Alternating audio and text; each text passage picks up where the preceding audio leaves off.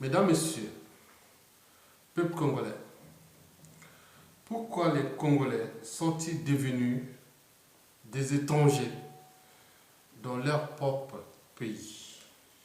Mesdames, Messieurs, vous savez qu'il y a un proverbe chinois qui dit que dans une organisation, quelle qu'elle soit, État, association ou entreprise, c'est celui qui a la tête qui en est responsable. Cela veut dire que le poisson pourrit toujours par la tête. Oui, le poisson pourrit toujours par la tête. Mesdames, Messieurs, vous savez aussi que Albert Einstein, il avait pourtant dit en son temps que le monde ne sera pas détruit par ceux qui font le mal, mais par ceux qui les regardent faire sans rien faire.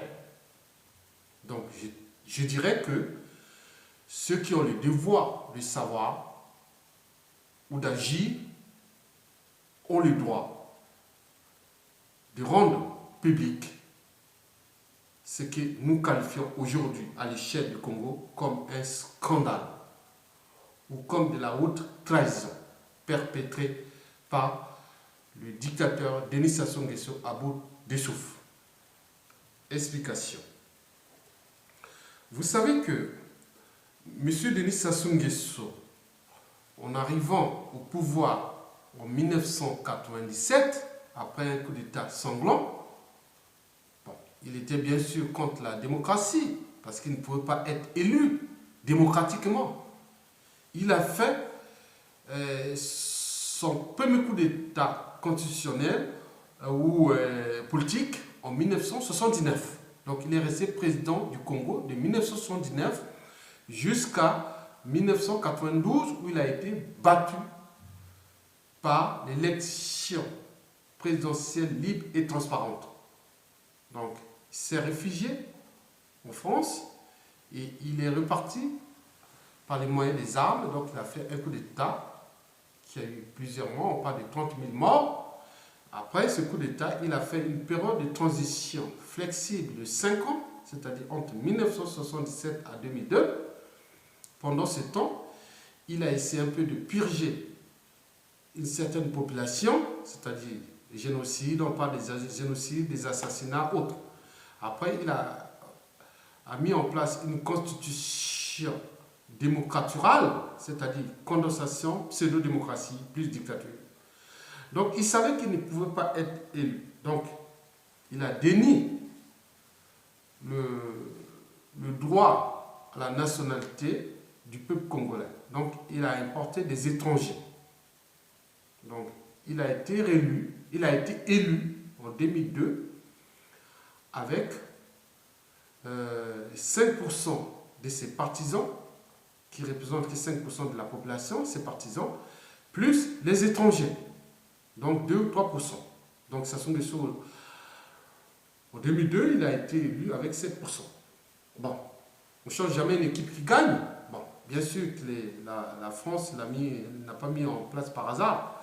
Donc on lui a donné tous les outils pour le repenser, parce que Sassou Nguesso n'a pas de capacité intellectuelle et morale de pouvoir s'adapter au changement. Donc en 2009, l'économie marche, l'économie de la triche marche. En 2009, donc il y a eu un volume énorme des étrangers qui sont encore arrivés. Donc il est arrivé à 10%. C'est-à-dire toujours avec ces 5% des partisans nationaux et 5% désormais des étrangers. Donc il a été réélu en 2009. Sachant que en 2009, il y a eu 90% de la population, les 20 Congolais ne sont pas allés voter. Donc ils ont dit non, c'est de la mascarade électorale autre. Voilà. En 2016, nous arrivons, c'est-à-dire cette économie de la triche est en plein régime. Ça devient toute une industrie. Bon, Sassou Nguesso veut augmenter le nombre des étrangers pour que, voilà, il a toujours 5% des partisans dans tout le pays.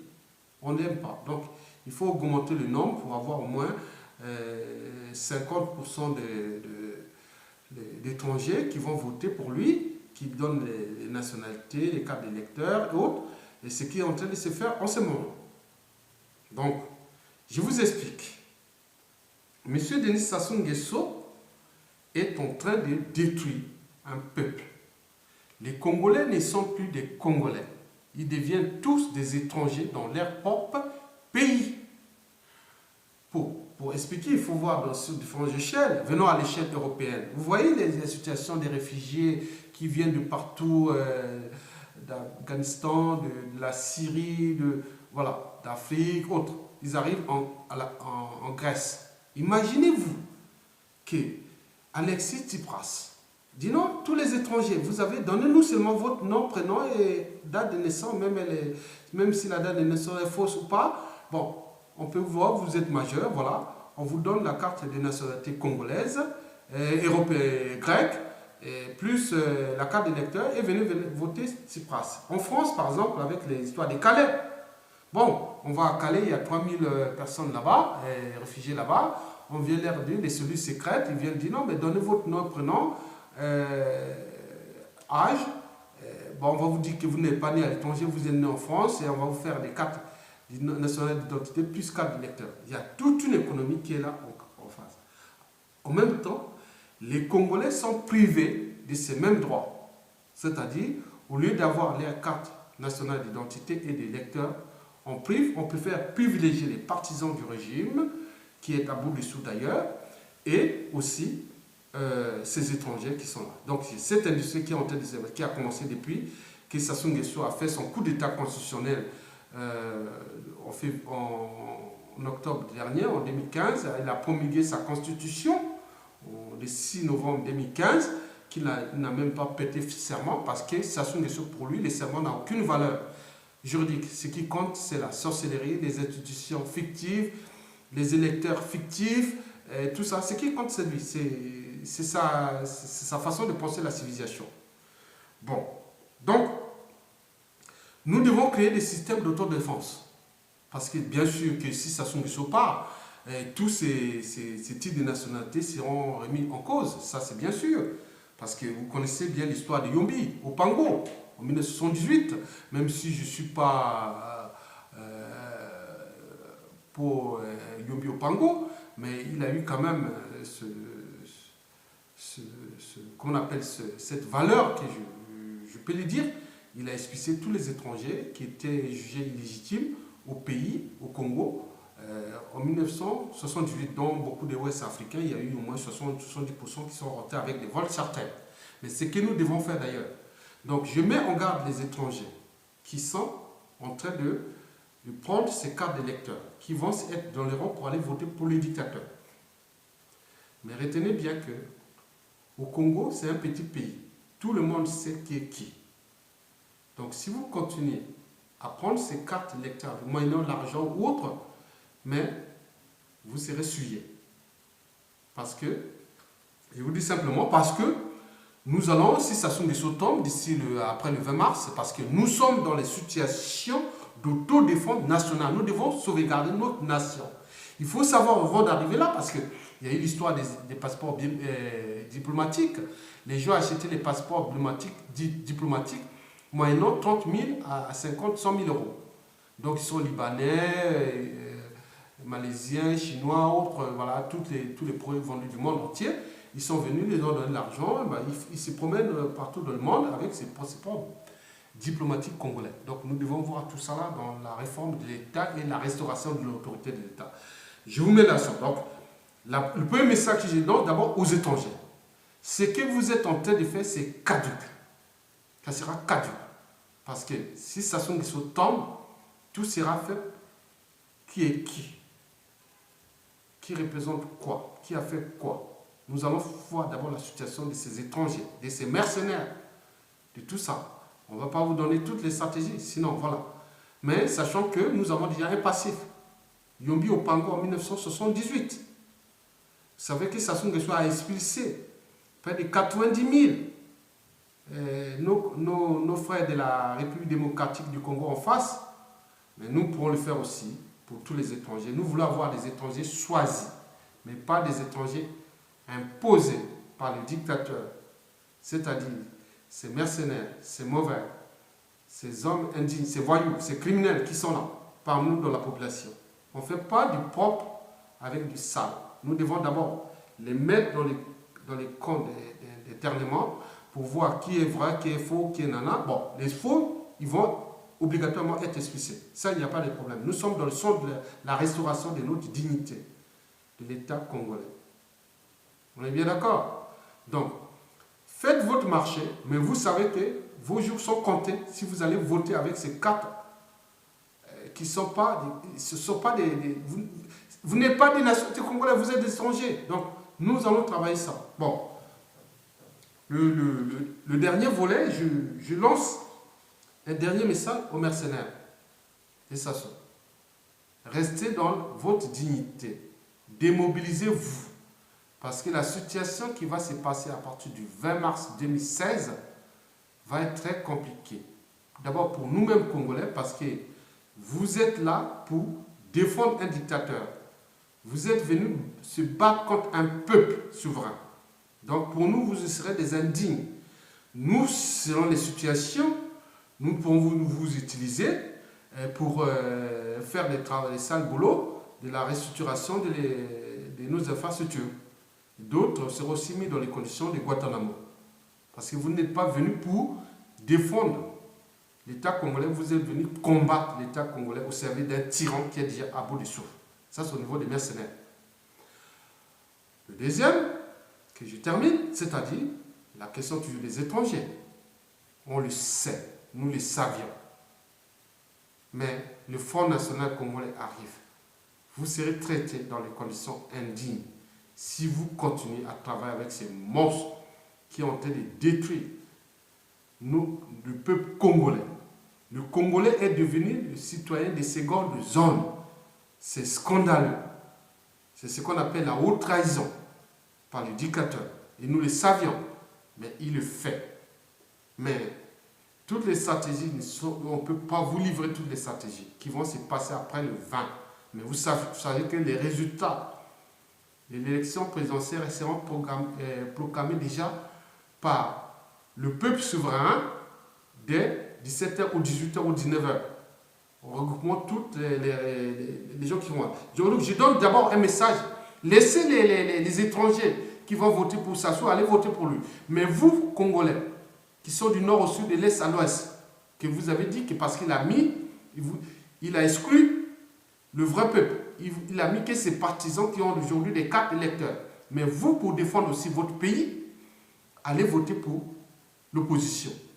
Et à ce moment-là, vous serez dans la dignité, on saura que c'est vous, c'est-à-dire les 5% des Sassou Nguesso, c'est des nationaux, même s'ils sont ses partisans, mais allez voter contre lui pour que nous travaillons le Congo de demain. Parce que le Congo de demain sera plus celui de Sassou. Nous sommes en capacité cognitive et économique et autres, politique pour restaurer l'État et son autorité. La réforme des mentalités, des habitudes et des comportements. Et restaurer l'autorité de l'État sur tous les niveaux. De l'éducation, de la sécurité, de la défense nationale, de l'économie, du social, de l'environnement. Nous allons repenser tout cela. Donc, on ne détruit pas un peuple souverain. Parce que s'il y a un qui tombe, il y a un qui se relève. Mais les conséquences peuvent être néfastes. Pour la France, il n'y a pas de problème.